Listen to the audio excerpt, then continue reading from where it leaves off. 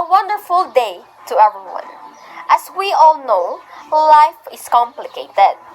We're always in the situation where the moral thing to do is not clear-cut.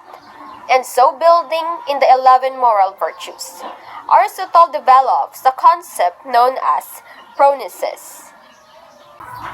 This could be translated into practical wisdom.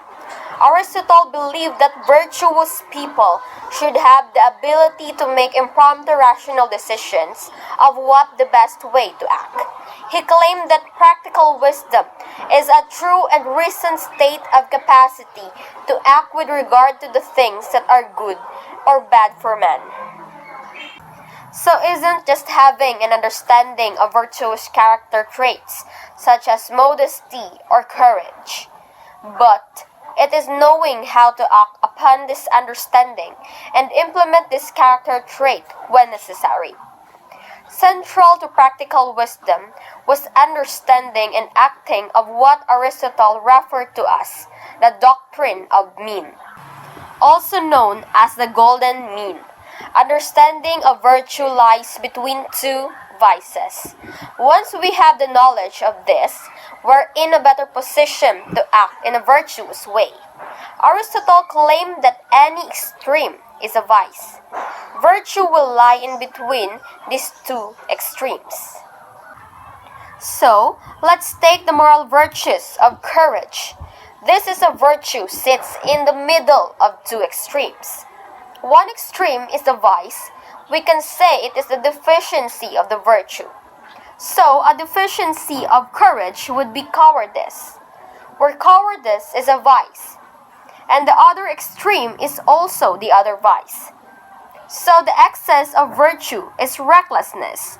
So, the courage virtue lies between these two vices.